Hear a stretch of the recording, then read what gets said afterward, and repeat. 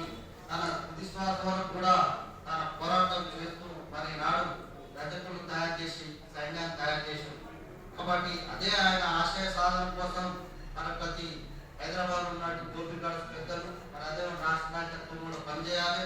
నా యొక్క చిన్న సలహా రాష్ట్ర నాయకత్వం హైదరాబాద్ కాకుండా గజకాభివృద్ధి సంవత్సరం ఓన్లీ హైదరాబాద్ నల్గొండ రంగారెడ్డి తప్ప ఉమ్మడి విధానం లేదు కాబట్టి రాష్ట్ర నాయకులు ముఖ్యంగా ఆలోచించవలసిన విషయం. ఎందుకంటే అంజయ్య గారు ఇలా చేయలేదు కార్యక్రమాలు ఆయన మరీ పిలిపించుకొని నెల 2 నెలలకైనా ఒక సమావేశం జిల్లాలో పెట్టినట్టు మనకి అందరికీ తెలిసిన విషయం.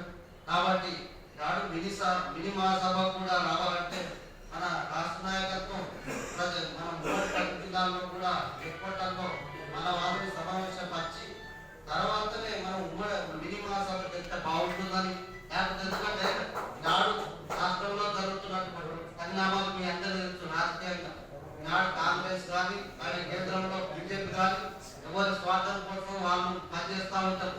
ఈనాడు ఓట్లు వేయించుకునే యంత్రాలను ఉపయోగించుకుంటారు తప్ప మనల్ని రజకులను అభివృద్ధి పరచాలని ఏ నాయకులు కూడా ఉండదు. పోరాడితే పోయేది లేదని మన అన్న సుఖన్న గారు చెప్పినట్టు ఈనాడు పోరాడితేనే దక్కేది మా కష్టం. కాబట్టి మనం ఇట్లా 4 గోడల మధ్యనే కాకుండా ధర్నాలు రాస్తారాత్మలు అన్నగారు మదకృష్ణ గారు మరి తలుచుకుంటే ఎక్కడ పడితే అక్కడనే ఉద్యమాలు స్టార్ట్ చేస్తే రాజకీయ పార్టీలు అధికారంలో ఉన్న పార్టీలే భయపడతాయి. అలా జరగాలంటే డాక్టర్ బ్రహ్మాంజయ్య గారి లెక్క మనం ఉద్యమించాలి.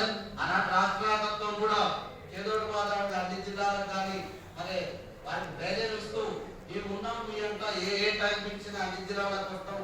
మరి ఈనాడు ఏ రాజకీయ ఏ పార్టీ అధికారంలో ఉన్నా మనం రావాల్సిన హక్కులు అది అధికారం మనకు రావాల్సిన మన సంక్షేమ ఫలాలు మనకు కార్పొరేషన్ నిధులు గత ప్రభుత్వం మోసం చేసింది.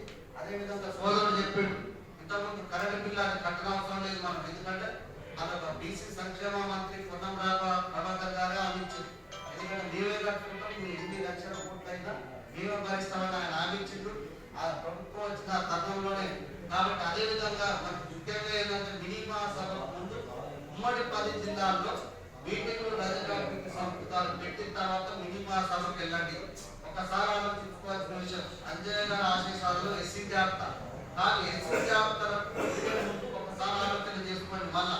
ఎందుకంటే అక్కడ ఎస్సీ ఉద్యమ నాయకులు అటు మందకృష్ణ వాళ్ళ సంఘం నుంచి వాళ్ళ నాయకులు మరి వాళ్ళు తప్పుకోవడానికి ఇక్కడ కావాల్సిన చైతన్యం రజక లీడర్ ఉన్నారా ఆలోచన చేసుకొని మీటింగ్లు కాకుండా ధైర్యంగా పడితే మనం జెండా పడితే వదలొద్దు.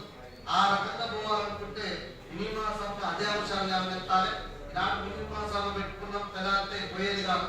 మరి ఎక్కడికక్కడ గ్రామ స్థాయి నుండి రాష్ట్ర స్థాయి వరకు ఉద్యమాలు చేపడతారు తప్ప రజకులు రాజకీయ అవకాశాలు రావు, సంక్షేమ ఫలాలు రావు. గత ప్రభుత్వం 450 కోట్లు ప్రకటించి 50 కోట్లు విడుదల చేసి మీ కరెంటు బిల్లులకి సరిపోయినది అని చేతులు ఇచ్చేసి మన రేవంత్ రెడ్డి గారు కూడా